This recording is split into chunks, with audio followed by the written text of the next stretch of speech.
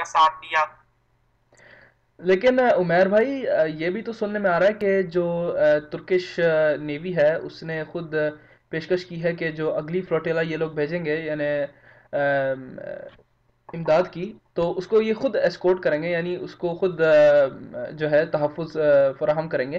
تو پھر اس کو مد نظر رکھتے ہوئے آپ کیا کہتے ہیں کہ یہ ایک صحیح سٹیپ ہے کہ جو ترکش نیوی نے لیا ہے، یا پھر یہ بھی اس کے ساتھ بھی یہی سلوک ہوگا جو پچھلے والی فلوٹیلا کے ساتھ ہوا تھا؟ کہ آپ کو سمجھنا پڑے گا. ماشاءاللہ بہت اچھا سٹیپ لیا ترکوں نے. ان کی عزت کی داد دینی پڑے گی.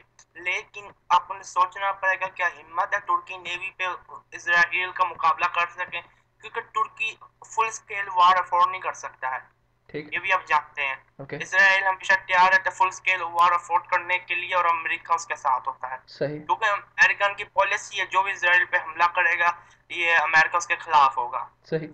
تو ترکی فل سکیل وار افورڈ نہیں کر سکتا. اگر یہ کرنا چاہتا سیریس میں، یہ جب حملہ ہی ہوتا ہے انہوں نے اسی وقت نیوی بھیج دینی چاہیے تھی. صحیح. تو یہ نارملی ابھی فل سکیل وار افورڈ نہیں کرنا چاہتے. اگر یہ بھیجیں گے میرے خیال سے یہ نہیں بھیجیں گے. ایک قسم کا یہ ڈرانے کی کوشش کر رہے ہیں ترکی اسرائیل کو. اچھا. کیونکہ اگر بھیجیں گے وہ پکا اٹیک ہوگا. اچھا. کیونکہ اگر ملٹری نیوی کی شپ اٹیک ہوتی ہے ہوں. تو اس can be a very big problem. تو نیوی کو رسپانس کرنا پڑتا ہے، اٹیک بیک کرنا پڑے گا یا اسٹرائک بیک ڈیفینس کی پوزیشن لینی پڑے گی. اس میں اسرائیل کی نیوی کو لازمی نقصان ہوگا. اگر اسرائیل کی نیوی کو ذرا سا نقصان ہوتا ہے تو it can be broke out in a very big full scale war. وہ دونوں اسرائیل تو افورڈ کر سکتا ہے پر ترکی افورڈ نہیں کر سکتا. یہ کہنا اگلی بار جائے گی یہ ناممکن ہے. وہ ویسے تو بھیجیں گے ایڈ کی، لیکن شپ نیوی کی شپ نہیں جائے گی. صحیح. تو عمیر صاحب یہ بھی تو ہمیں پتہ ہے کہ ترک اور اسرائیلی جو یعنی جو حالات رہے ہیں یعنی دوستانہ فضا میں رہے ہیں، اور یعنی ہمیشہ جو ہے اسرائیل جو ہے وہ ترکوں کی بات سنتا رہا ہے. لیکن اس بار تو جو ہم لوگوں کے سامنے جو دیکھنے میں آ رہا ہے، یعنی انہوں نے جس طرح اٹیک کیا ترک نیشنلز پر، تو کیا تو ترکی کو یعنی اس کو نہیں سیریسلی لگا، یعنی یہ پھر بھی پیچھے ہٹ جائیں گے کہ جی انہوں نے یعنی آفٹر آل دیور ترکش، تو یعنی جو 16 انہوں نے جو امن پسند لوگ جو ہلاک کیے ہیں تو وہ بھی تو ترکش نیشنلز تھے، اور اس کے اندر انہوں نے 50 سے زائد لوگوں کو زخمی بھی کیا ہے. تو پھر یعنی جی ترک کو تو سٹیپ لینا چاہیے اس کے بارے میں. بالکل صحیح آپ کہہ رہے ہیں. کیونکہ آپ کو سمجھنا پڑے گا اوٹم امپائر کے ٹوٹنے کے بعد ترکی کو ایک غدار ملک کی حیثیت سے جانا جاتا ہے. ایک ہسٹری میں نہیں جانا چاہوں گا کس طرح ٹوٹا، اس کے بعد ترکی میں کیا ہوا. تو ترکی تو مسلمان ملک جانا ہی نہیں جاتا تھا. تو سب سے پہلا میرے خیال سے مسلمان ملک تھا جنہوں نے ریکگنائز کیا اسرائیل کو. صحیح. تو جو ایک قسم کی جو ایک اسلامک ہوتا ہے، ایک اسلامی پریزیڈنٹ آیا جس کا نام ہے عبداللہ گل. تو صحیح. اس کے بعد یہ سب کچھ ہونے لگا. اس نے مطلب ترکی کا جو پولیٹکس نظام چینج کرنا شروع کیا، اپنی پالیسیز صحیح بنائی اس نے. تو اس کے بعد اسرائیل کو پرابلم ہونی شروع ہوگی. ٹھیک. پہلے آپ کو یاد ہوگا ترکی کی آرمی عراق میں جا کے بھی جنگ لڑی تھی صدام حسین کی آرمی کے خلاف. ہاں ہاں. تو اس وقت سب کچھ ہوتا تھا. ایک نیا لیڈر آیا اسلامی، شاید دنیا کے مسلمان ملک کہہ رہے تھے ترکی کو یہ نہیں کرنا چاہیے تھا، لیکن ترکی نے کیا. میرا کہنے کا مطلب ہے جب ایک نیو لیڈرشپ اوپر آتی ہے تو سب کچھ چینج ہو جاتا ہے. جس طرح پاکستان کی اگر نیو لیڈرشپ آئے گی تو ہم بھی سٹینڈ لیں گے امریکہ کے خلاف، صحیح ان کو جواب دیں گے. یہ سارا بات ہوئی لیڈر کے. ایک اسلامک لیڈر آیا ہے، بہت اچھا لیڈر آیا ہے، تو اس کے بعد یہ سارا کچھ سٹینڈ ہونے لگ گیا. اس نے سٹینڈ لینا شروع کیا چھوٹی چھوٹی باتوں سے لے کے. صحیح. آپ اس نے یہ کیوں بھیجی یہ کیوں نہیں کوئی پوچھتا. اس کا کیا مطلب تھا بھیجنے؟ اس کو پتا تھا اس سے زیادہ تعلقات خراب ہوں گے، وہ کرنا چاہتا تعلقات خراب. کیونکہ ویسے اس یکدم نہیں آپ پیپر سے مطلب توڑ سکتے ریلیشن شپ.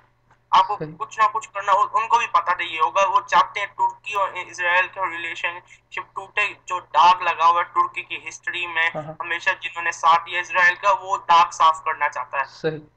تو آپ کا کہنے کا یہ مطلب ہے کہ جو فلوٹیلاز جو انہوں نے بھیجی گئی تھیں وہ ایک طرح سے اسرائیل کو اکسانے کا طریقہ تھا کہ تاکہ ایک اسرائیل. قسم کا اکسانے کا نہیں آپ کہہ سکتے، ایک قسم کا اس کو جواب دیا جا رہا تھا ہم فلسطینیوں کی مدد کرتے ہیں، جو تم نے کرنا کر لو. اچھا. تو اس کے بعد ابھی فریش ہم نے سنا ہے کہ پاکستان میں امریکی کونسلیٹ کے سامنے مظاہرے ہو رہے ہیں، اور اسرائیلی آرمی نے ابھی 5 فلسطینیوں کو شہید بھی کیا ہے۔ تو آپ کیا سمجھتے ہیں کہ یہ جو اس وقت جو حالات ہو رہے ہیں، اس کو مد نظر رکھتے ہوئے کیا یہ اسرائیل نے جو اس وقت 5 فلسطینیوں کو اور مزید شہید کیا ہے، تو یعنی کیا یہ اس وقت اور زیادہ ان کے لیے صحیح ہے، یا پھر یہ اور اپنی پوزیشن جو ہے وہ انٹرنیشنل کمیونٹی میں خراب کرتے جا رہے ہیں؟ پہلے تو آپ کو سمجھنا پڑے گا یہ 5 شہید آخری بار کب ہوئے تھے۔ روز کچھ نہ کچھ 10 15 شہید ہوتے ہیں روز۔ جی اگر آپ نیوز کی کالم پڑھے وہاں پہ لکھا ہوتا مین نیوز نہیں بنتی، کیونکہ فلسطینیوں جو لوگ ان کو ہیومر سمجھا نہیں جاتا، فلسطینیوں کے لوگوں کو ان کو انسان ہی نہیں سمجھا جاتا دنیا میں۔ اگر انسان سمجھا جاتا شاید دنیا مل کے ان کے لیے لڑتی۔ جیسے صحیح دنیا میں انسان ایک قوم ہے جن کو کہا جاتا ہے جوئس، جن کے ساتھ ہولوکاسٹ کیا ہو گیا وہ بھی ایک جھوٹ بنایا گیا تھا، کچھ ایسا ہولوکاسٹ نہیں ہوا، زیادہ سے زیادہ 10,000 ان کے مرے ہوں گے جوز، اور سب ایک ڈرامہ، ایک سارا ایک پروپیگنڈا بنایا گیا تھا۔ تو روز 10 15 لوگ شہید ہوتے ہیں، جان باغ ہوتے ہیں یہ اسرائیلی کی فوج کے ذریعے، کیونکہ آپ کو سمجھنا پڑے گا جو جو جو جو ان کے پاس ہے، ان کے پاس نہ تو کچھ ویپن ہے جس طرح اینٹی مشین گن یا اسولٹ رائفل، کچھ بھی نہیں، ان کے پاس کچھ راکٹ یا جو منی گن یا پسٹل وہ کس طرح مقابلہ کر سکتی ہے ٹینک کا؟ وہ بھی یہ بھی کسی کے پاس ہے جو فلسطین نے بنایا تھا، ڈیفینڈ ایک ادارہ بنایا تھا، ان کے پاس جو عام عوام ہے فلسطین ان کے پاس کچھ بھی نہیں ہے، وہ کس طرح سے مقابلہ کرے؟ ان کے F-16 بومبنگ کر کے جاتے ہیں فلسطین کے اوپر، روز 10 15 لوگ شہید ہوتے ہیں، اس کی کوئی بات نہیں کر رہا۔ ابھی یہ واقعہ ہو گیا، ابھی یہ ذرا مطلب میڈیا میں زیادہ آ رہا ہے، اب ان کی تو بات کہ روز کوئی نہ کوئی شہید ہوتا ہے، اس کو کیوں نہیں کوئی اٹھاتا؟ ان کی کوئی عزت نہیں ہوتی فلسطینیوں کی؟ ان کی جان کی کوئی مطلب کوئی قیمت نہیں ہے اس دنیا میں؟ تو ساری اس دنیا، میں تو کہوں گا دنیا کچھ کر نہیں سکتی۔ اگر آپ بات کرتے یورپ یا امریکہ سے توقع رکھتے، عرب سے، عرب لیگ سے، او آئی سی کچھ کر سکتی اگر پاکستان لیڈ پھر سے کرے، جس نے آپ کو پتا ہوگا 1980s میں ضیاء الحق نے لیڈ کی تھی، کہ پاکستان میں کوئی ایسا لیڈر نہیں ہے جو او آئی سی کو لیڈ کر سکے، اور ترکی کسی بھی ملک میں کوئی لیڈر نہیں ہے جو او آئی سی کو لیڈ کر سکے۔ تو یہ تقریباً 3 4 مہینے چلے گا یہ سب کچھ میڈیا میں، اس کے بعد خود بخود ختم ہو جائے گا، جس تک غازہ وار تھا۔ یہاں تک امریکن نیوز چینل دکھا رہے تھے ہر فلیش بیک، ہر بریکنگ نیوز میں 2000 شہید کر دیے گئے فلسطینی، اور صرف 10 ان کے مرے جوز کے، اسرائیل آرمی کے۔ جی تو یہ کس طرح کی جنگ تھی؟ یہ کس طرح کی جنگ تھی؟ اوپر سے بمبنگ کی جا رہی ہے اور نیچے سے بے گناہ لوگ مار رہے ہیں، کس طرح کی جنگ ہے؟ تو کس کی جنگ لڑ رہے ہیں؟